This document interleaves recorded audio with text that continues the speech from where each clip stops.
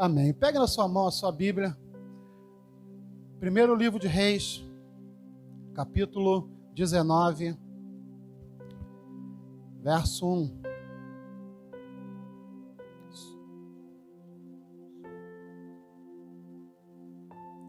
Primeiro livro dos Reis, capítulo 19, verso 1.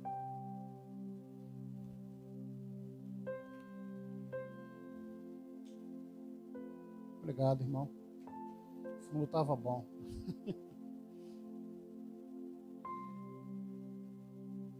Primeiro livro de Reis, capítulo 19, verso 1.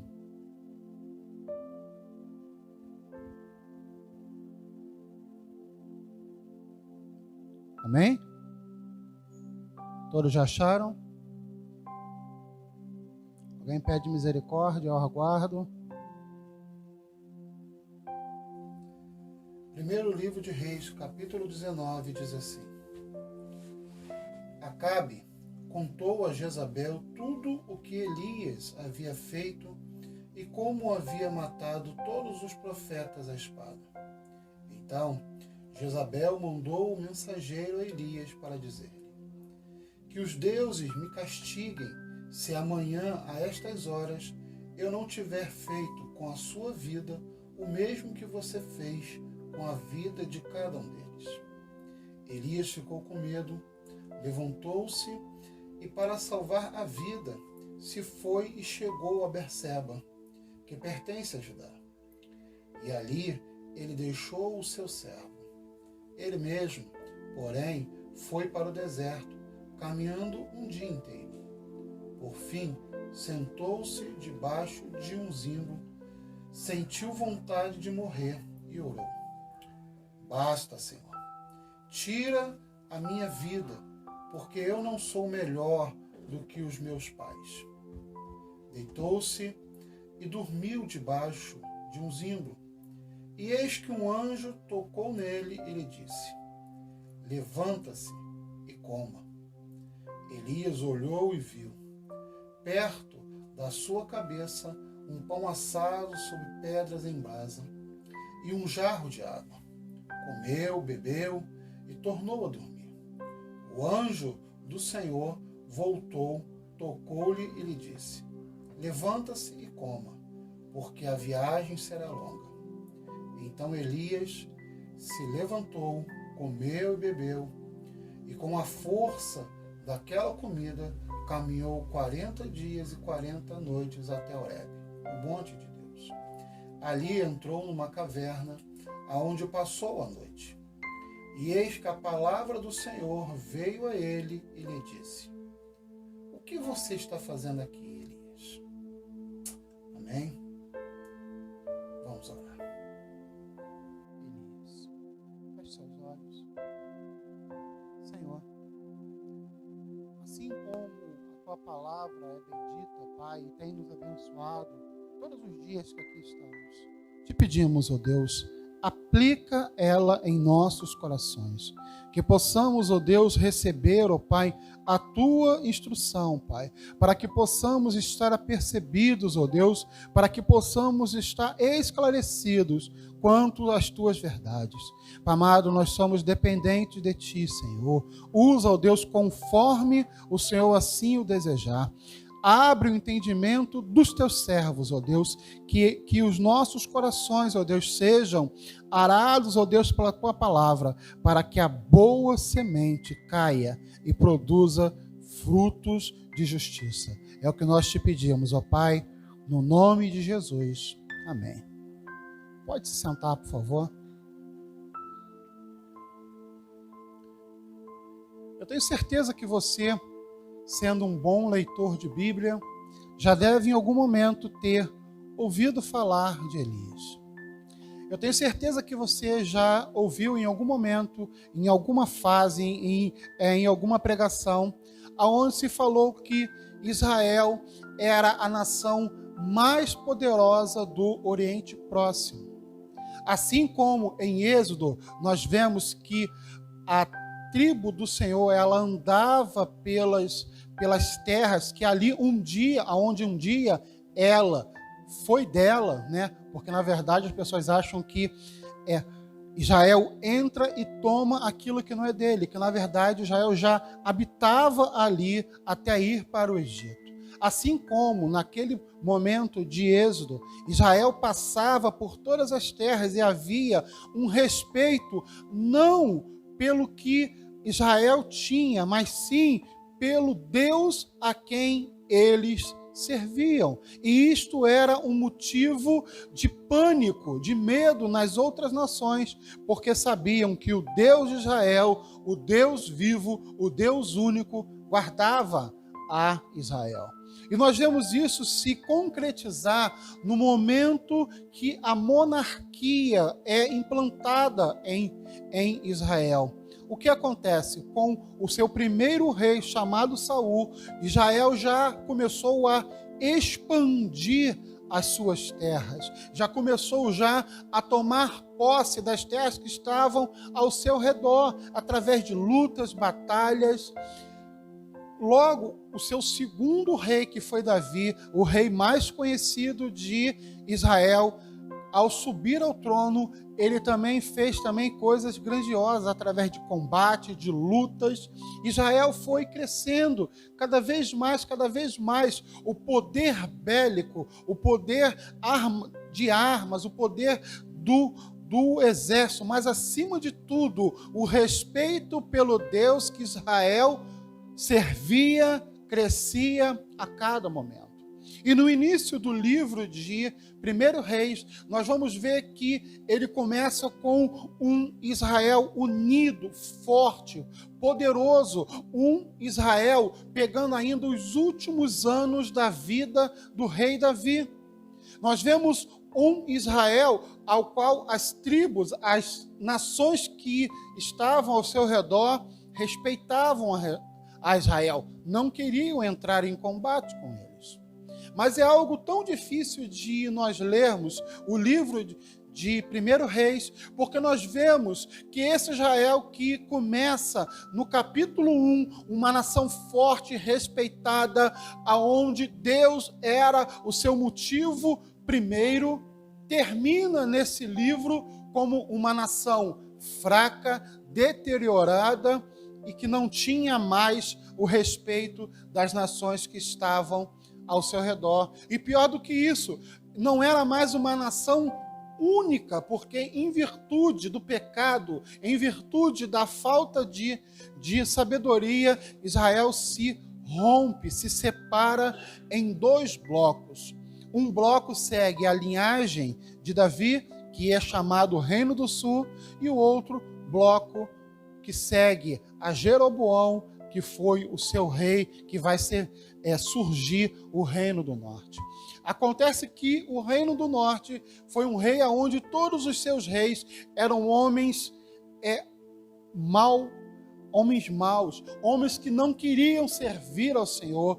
Tanto que o primeiro ato de Jeroboão, quando ele assume o trono, é criar 2 altares para que o povo que estava em suas terras não fosse adorar o Deus único no Reino do Sul. E quando o homem se afasta de Deus, quando o homem ele começa a achar que Deus não é mais suficiente para suprir as suas necessidades, o homem começa a enveredar pelos seus caminhos. E a Bíblia diz que o coração do homem não é bom. O coração do homem traça planos, e geralmente os seus planos são planos que estão fora da visão e dos planos de Deus. E não deu outra coisa. Israel se separa, Israel fica enfraquecido, os reis que estão sobre Israel são homens cruéis e malignos, e o reino vai sempre piorando, até que Israel se torna uma nação que não serve mais o Deus único. E isto se concretiza no momento que um rei chamado Acabe, ele sobe ao trono. Acabe era casado com uma mulher chamada Jezabel, e essa mulher era uma sacerdotisa de Baal, era uma mulher que era voltada para a idolatria, e ela começa a destituir, a matar os profetas de Deus, ela começa a tirar os sacerdotes, não havia mais uma linhagem forte da tribo de Levi, os sacerdotes que assumiam eram homens também que eram corruptos. Israel vai cada vez piorando mais. E é no meio dessa confusão toda, desse momento tão difícil de Israel, que nós vemos surgir alguns homens. Deus levanta homens que vão trazer o vigor de Deus novamente para a nação de Deus. Deus levanta homens para tentar trazer Israel de volta ao Deus único. E um desses homens é esse que nós estamos falando. O homem que no capítulo 17, ele é apresentado a nós, e ele é apresentado através do nome de Elias, de Tesbite, ou o Tesbita, porque era uma cidade de onde ele veio. Não se sabe a sua origem, não se sabe quem era a sua família, não se sabe quem é a sua descendência, não se sabe o que ele fazia. Diz simplesmente que Elias, o Tesbita, se apresenta ante Acabe e chama a atenção do rei. E é nesse contexto que nós estamos aqui. Nós estamos aqui no contexto logo após Elias, ele dá a sua palavra, ele diz que durante 3 anos não choveria em Israel, e Israel passa por uma seca durante esse período terrível, ao ponto que os animais estavam morrendo, as pessoas estavam morrendo, e Acabe procurava Elias a todo momento para matá-lo. Elias volta depois de 3 anos, porque o Senhor o chama novamente, se apresenta a Acabe. Acabe diz que Elias estava subvertendo Israel, e Elias chama Acabe e todos os 450 profetas de Baal para uma disputa. Sobem até o Monte Carmelo e decidem o seguinte: cada um vai preparar o seu holocausto, e o Deus que responder à oração, esse Deus será o Deus único e verdadeiro. E a Bíblia diz que eles sobem ao Monte Carmelo, e lá os profetas de Baal começam desde a manhã a clamarem a Baal, porque Baal era conhecido como Deus que envia fogo, um Deus de prosperidade, um Deus que dava fartura aos seus, mas um Deus também, como nós falamos, que respondia com fogo. E aqueles homens clamam desde a manhã até a tarde, e Baal não responde. Chega a vez de Elias. Elias manda que se conserte o altar, manda fazer uma vala ao redor do altar, manda jogar água tanto na vala como em cima do cordeiro e do holocausto, e fala: Senhor,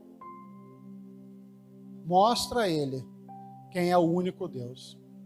Responde com fogo. E a Bíblia diz que no mesmo instante Deus responde com fogo e consome tanto o holocausto, o altar e a água que estava pelo ribeiro. Naquele mesmo instante, Elias levanta a sua voz e fala: olha Israel, você acabou de ver o que Jeová é o único Deus, Yahvé é o único Deus, o Senhor, o Eu Sou, é o único Deus. Então, decida se você vai querer servir a Baal ou servir ao Senhor. E o povo começa a gritar, a glorificar a Deus, a dizer aleluia, falar. E Elias pega todos os 450 profetas de Baal, leva até o ribeiro e mata todos eles. Uma vitória clássica. Depois disso, Elias sobe até o monte, e lá ele clama ao Senhor, e as chuvas descem, depois de 3 anos.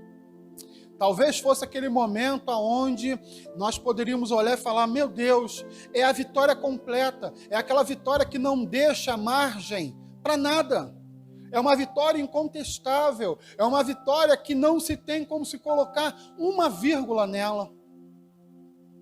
Mas depois disso, no capítulo 19, nós vemos Acabe informando a Jezabel o que Elias havia feito. E Jezabel manda um bilhete para Elias, dizendo que vai matá-lo no dia seguinte. É interessante, porque nós vamos ver que esse mesmo profeta, chamado Elias, que foi tão corajoso, e olha que não foram poucas coisas. No capítulo 18 mostra Elias, ele indo até Serepta, e lá Deus dá capacidade a ele para que multiplique a farinha da panela daquela viúva, e ele é sustentado de uma forma milagrosa. Antes disso, a Bíblia diz que ele vai até a corrente de Querite, e lá o Senhor faz com que corvos o alimentem, tragam pão, e ele vai bebendo da fonte. Então Elias já tinha visto o poder de Deus sendo, vamos dizer assim, sendo usado. Elias viu o que o poder de Deus poderia fazer, mas acontece que quando ele vê Jezabel, quando ele escuta que Jezabel iria fazer isso, a Bíblia fala que Elias corre, Elias foge. Nós podemos até entender porque Jezabel ficou tão zangada, porque afinal de contas, esses sacerdotes, esses profetas de Baal, eles davam sustentação ao reinado de Jezabel, porque eles eram agoreiros, eles falavam o que viria, eles diziam que estava para acontecer, eles eram usados para fazer os seus cerimoniais. Mas quando Elias ouve que Jezabel vai matá-lo, ele foge. Ele foge. A Bíblia diz que ele teme pela sua vida. É algo tão difícil de nós entendermos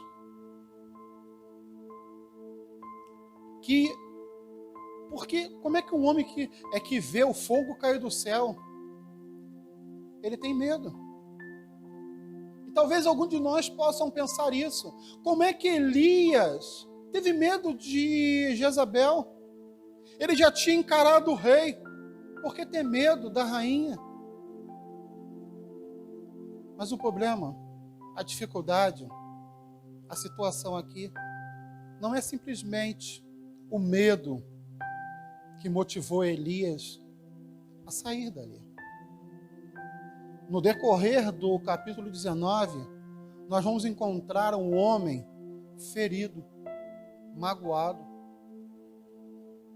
Nós vamos encontrar um profeta que, na verdade, ele estava decepcionado com o Senhor. Ele estava decepcionado com Deus, porque provavelmente ele achou o seguinte: poxa, essas pessoas vêm para cá, destroem a minha casa, matam os meus amigos, faz com que Israel entre em idolatria. Eu passo 3 anos da minha vida longe daquilo que eu faço. Então agora que eu matei os 450 profetas de Baal, talvez seja o momento que Deus ele vai restaurar Israel e o povo vai novamente colocar Deus como o único Deus de Israel. Mas acontece que isso não acontece. Elias não vê Acabe ser destronado. Elias não vê Jezabel ser tirada da sua posição. E isso fere a Elias. Isso fere o coração, o orgulho. O que Elias estava sentindo não era simplesmente medo, mas era uma decepção com Deus, porque Deus não fez aquilo que ele achava que deveria fazer. Ele achava que Deus deveria, neste momento, dar a sua palavra de ordem e exterminar a idolatria em Israel. Mas isso não ocorre. Irmão, quantas das vezes nós não achamos que Deus deveria tomar certas providências naquilo que nós pensamos? Nós somos hábeis para isso. E não é diferente de Elias. Nós também achamos também que provavelmente Deus deveria exterminar todos os pecadores da face da terra. Eu já vi pessoas falarem sobre pena de morte, como se pena de morte fosse a solução para tudo. Mas acontece que o nosso Deus, ele não age por sentimentos humanos. O nosso Deus, ele não age por aquilo que nós achamos que é certo, porque nós já estamos contaminados também pelo pecado. Nós também somos pessoas que, se não for o Espírito de Deus a nos constranger para andar certo, nós estaríamos fora do caminho de Deus. Se nós pensarmos bem, muitos de nós, ou se não a totalidade, éramos homens tão terríveis como esses que nós culpamos do lado de fora. Quantos adúlteros, quantas pessoas são mentirosas, quantas pessoas falam daquilo que não conhecem, quantas pessoas roubam, inventam calúnia. Se nós fôssemos receber tudo aquilo que nós achamos que deveria ser feito com aquele que é pecador, não estaríamos aqui. Porque nós também já estaríamos exterminados. O nosso Deus não age pelaquilo que nós achamos. Deus não age com as nossas emoções. Deus não é emocional. Ele não é parcial. O nosso Deus é todo-poderoso, mas é também um Deus misericordioso. E a prova da sua misericórdia é que nós estamos aqui. Deus sabe o momento certo de intervir. Deus sabe o momento certo de dar a sua palavra. Deus sabe o momento certo que ele deve entrar na história e fazer o quadro ser mudado. Deus sabe o que você precisa. Elias, ele tinha medo, mas acima de tudo, ele estava com raiva de Deus. Ele estava zangado, porque Deus não fez aquilo que ele achava. Elias se comportou como Jonas, quando ele vai a Nínive e prega, e o povo todo se converte. E depois Jonas fica zangado, porque Deus não exterminou os ninivitas.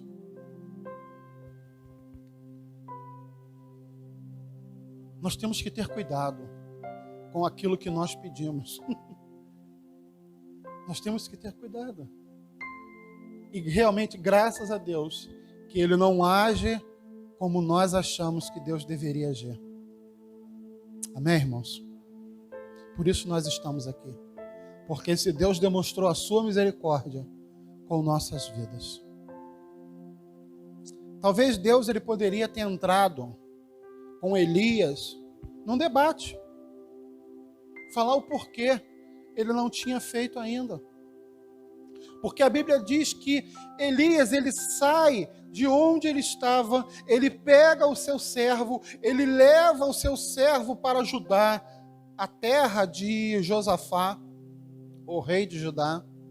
Ele coloca o seu servo em segurança e ele volta ao caminho de um dia, vai para o deserto, fica debaixo de um zimbro, que era uma planta que dava uma folhagem boa ali para ele poder descansar. E ele pede a morte. E ele fala, eu não sou melhor do que meu pai. O Senhor ele poderia entrar em um diálogo com Elias e falar, ó Elias, espera aí, vamos conversar. Eu vou te explicar os meus motivos. Mas só que nosso Deus não se explica. O nosso Deus ele não tem que nos dar satisfações. Assim como um dia ele fez com o Jó, lá no livro de Jó, e Jó fala para ele, olha Senhor, olha só o que está acontecendo, eu perdi minha casa, eu perdi minha família, como os meus amigos estão me culpando, estão me apontando o dedo, será que o Senhor não faz nada? E nós vemos um Deus que em momento algum responde às indagações de Jó. E assim também, Elias também não tem resposta para aquilo que ele está falando com o Senhor. Deus envia um anjo para para fazer algo com Elias. A Bíblia diz que Elias deita e dorme, chateado, aborrecido. E o anjo toca nele e fala, ó, levanta e come. E diz que quando Elias abre os olhos, tem lá pão assado em pedras em brasa e uma botija de água. A mesma comida que ele comeu lá quando ele estava na corrente de Querite. A mesma farinha, talvez, que Deus o deu lá quando ele estava sustentando a viúva de Serepta. Elias, levanta e come. A Bíblia diz que Elias come, bebe e volta a deitar. Come, bebe e volta a deitar. E o anjo do Senhor novamente o chama, Elias, levanta, come e bebe, porque longa será o teu caminho, a tua jornada. É interessante isso, irmãos, porque é a primeira coisa, da mesma forma que Elias estava chateado, porque Deus não deu o que ele achava que deveria ser, o Senhor poderia agora simplesmente riscar Elias do seu rol de profetas. Você está me desafiando? Você está dizendo que eu tenho que fazer isso, aquilo, outro? Eu estou te chamando, você não quer me escutar? Não é assim que a gente fala às vezes com o filho? Pô, estou te chamando, tu não me dá ouvidos? Mas só que o nosso Deus não é um Deus que abre mão dos seus servos. Deus, ele não abre mão da gente porque nós pecamos.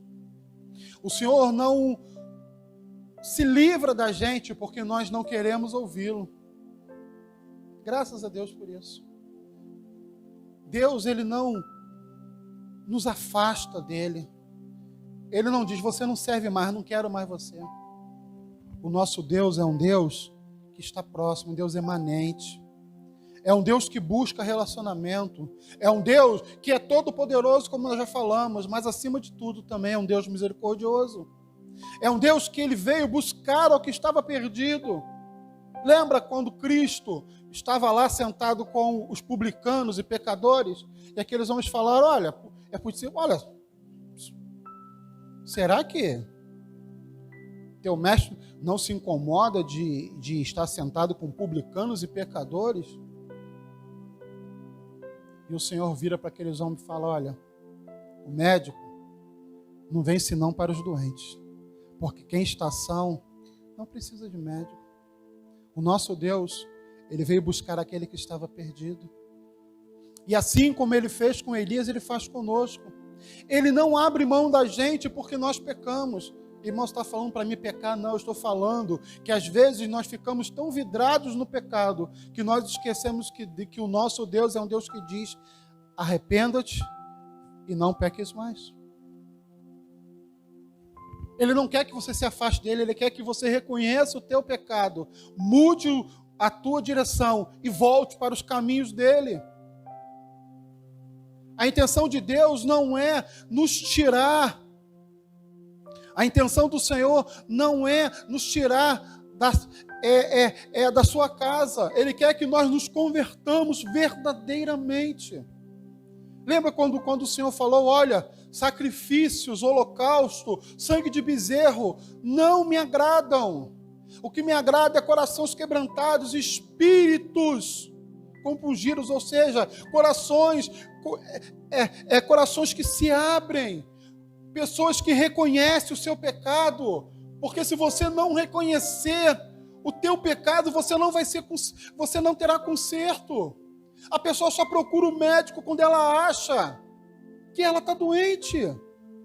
Ninguém vai ao médico. É claro, tem muitos exames que são rotineiros para muitos, mas geralmente nós só procuramos o médico quando nós estamos doentes. Mas quando nós reconhecemos que nós precisamos. O Senhor chega para Elias e fala, Elias, come e bebe. O Senhor demonstra o seu carinho, a sua misericórdia com Elias. Simplesmente não abre mão de Elias. E o interessante é que nós vamos ver que o Senhor fala, ó, anda, levanta, come e bebe, porque longa é a jornada. A Bíblia diz que Elias, ele come e bebe. E ele caminha 40 dias e 40 noites até o Horebe, o monte de Deus. É interessante, porque nós vamos ver que esse Horebe é o mesmo lugar onde o Senhor entrega as tábuas da lei para Moisés. Assim como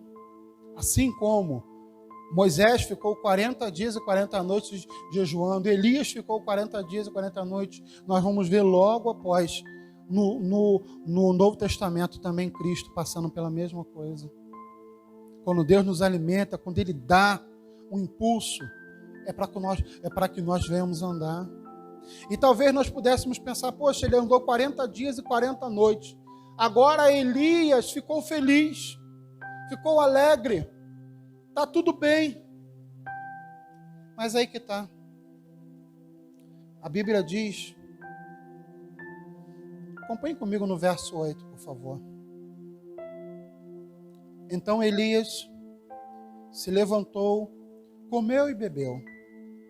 E com a força daquela comida, caminhou 40 dias e 40 noites até o Horebe, o monte de Deus. Ali entrou numa caverna, aonde passou a noite, e eis que a palavra do Senhor veio a ele, e lhe disse: o que você está fazendo aqui, Elias?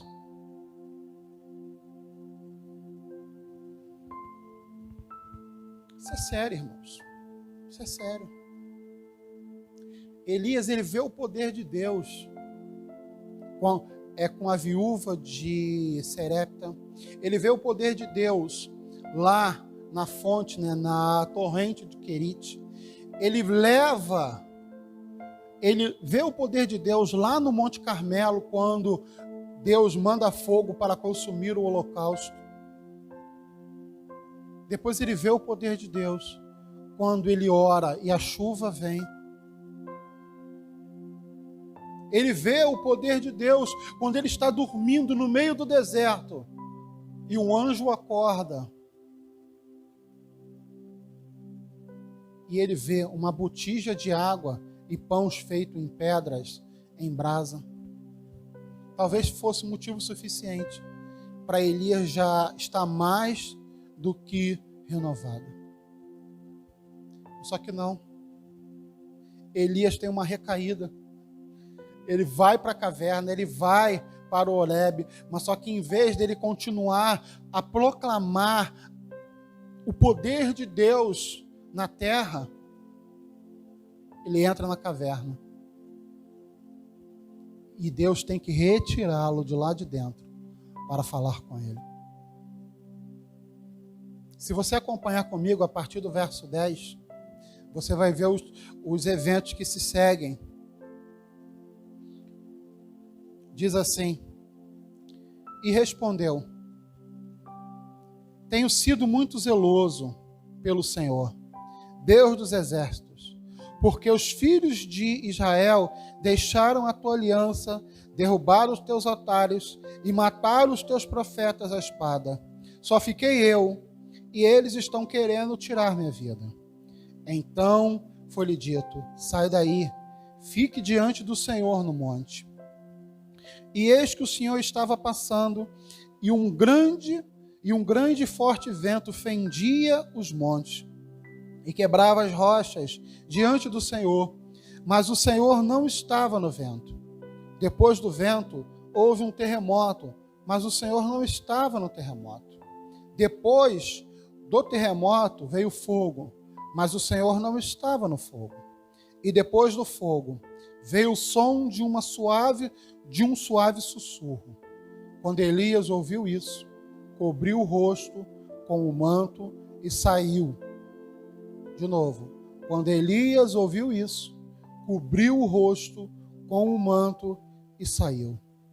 Pôs-se à entrada da caverna, e eis que veio uma voz e lhe disse: o que você está fazendo aqui, Elias.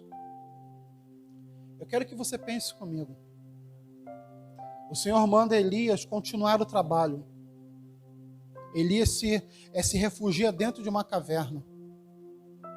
Dentro da caverna, Deus fala para ele, Elias, o que você está fazendo aqui?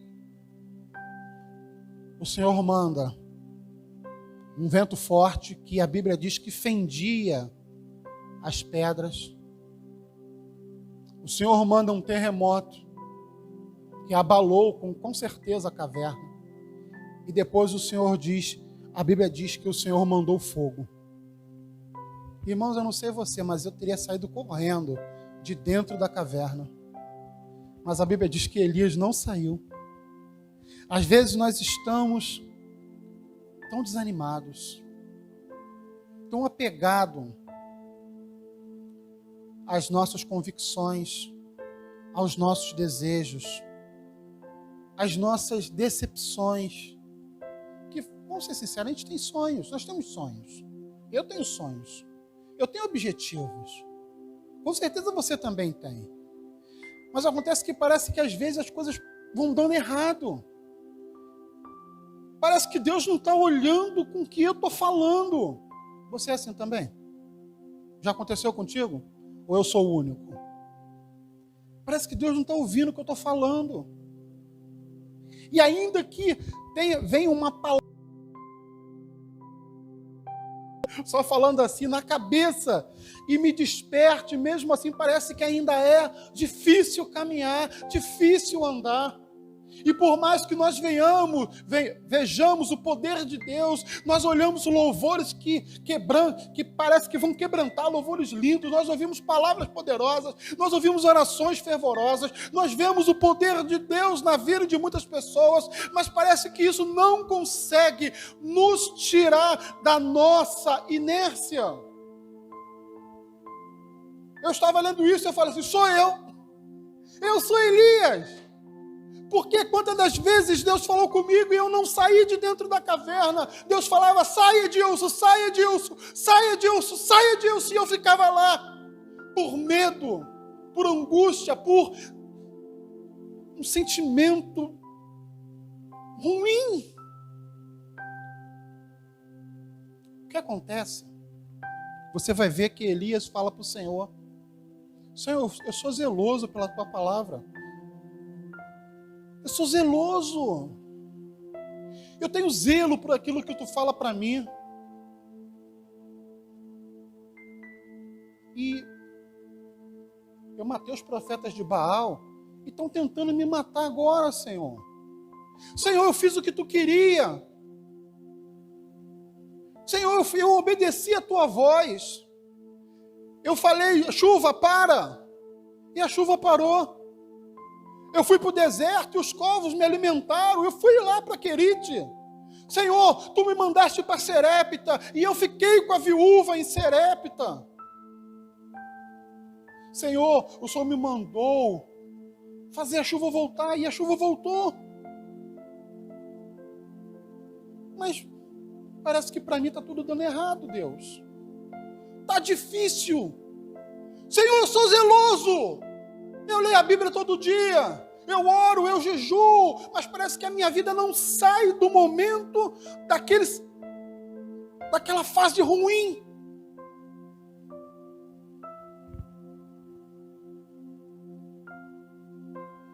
E é nesse momento que a Bíblia diz que depois do vento forte,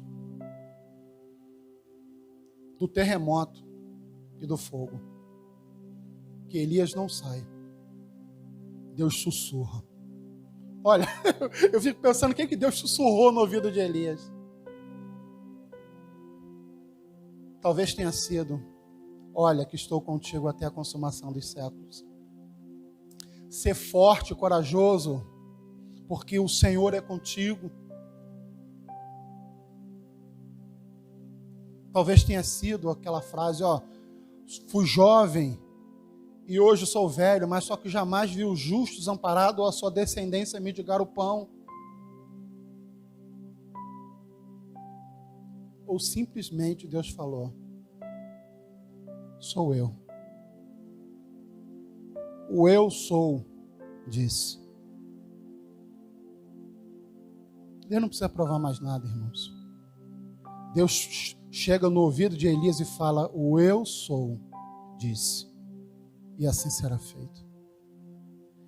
E a Bíblia diz que quando Elias escuta a voz do Senhor, o sussurro, veja bem que Deus não gritou, às vezes a gente fica buscando cada coisa, irmãos. Desculpe. Nós achamos que com shows que eu falar, psicodélico, aquela coisa, nós vamos chamar a atenção de Deus. Eu não vou contar aqui, não vou falar sobre isso.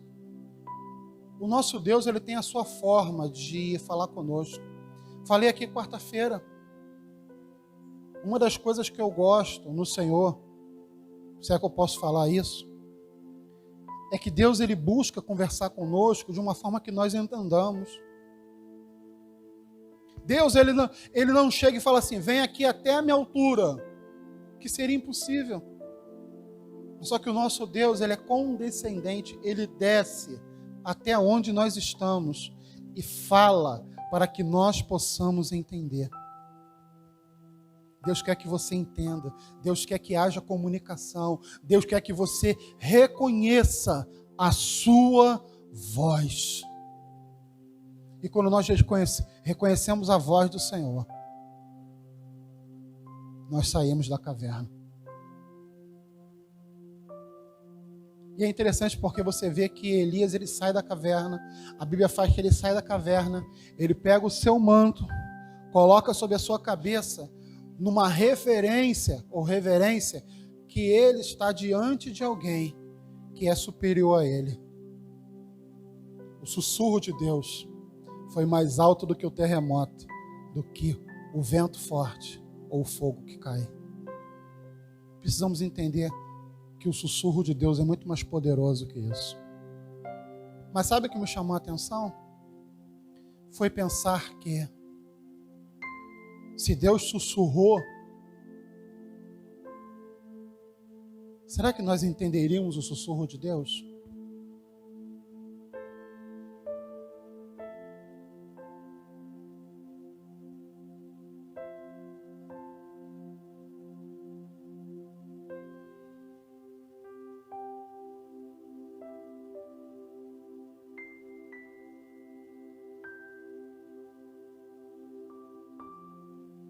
Como é difícil se calar para ouvir Deus falar.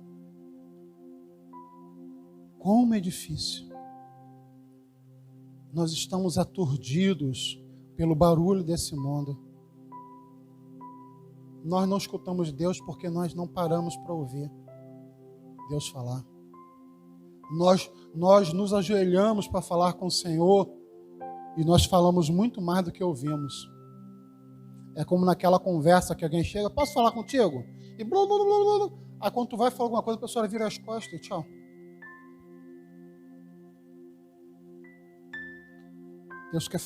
Deus quer que você fale com Ele. Mas Ele quer também que você escute. Amém? Para nós terminarmos, a Bíblia diz que depois que o Senhor chamou Elias para fora da caverna, sarou os seus ferimentos, porque os ferimentos de Elias não eram físicos, eram espirituais e emocionais. O restaura. E a Bíblia fala que Deus dá 3 missões para ele. Ungir, não vou tentar não, que esse quebra a língua. Vamos lá. Aqui. Então o Senhor disse a Elias, volte ao caminho para o deserto de Damasco, chegando lá, unja, até que eu ia acertar, Hazael como rei da Síria, unja a Jeú como filho de Nissi, como rei de Israel, e Eliseu como filho de Safate, de Abel Meolá, como seu sucessor. Depois que Deus nos restaura, Ele nos dá trabalho. A pior coisa é quando nós estamos ociosos, irmãos. Trabalhe. Deus nos dá trabalho. Eu sempre ouvi isso quando eu me converti, eu ouvi que Deus não chama preguiçosos. Ele chama pessoas que queiram trabalhar. Sabe por quê? Porque enquanto você está na lida, no trabalho, você está naquela operosidade, você não tem tempo para ficar se queixando das coisas. Você tem que fazer, você tem que buscar, você tem que orar, você tem que ouvir. Porque Deus é o Deus que chama, é o Deus que cuida e é o Deus que envia. Amém? Que Deus te abençoe.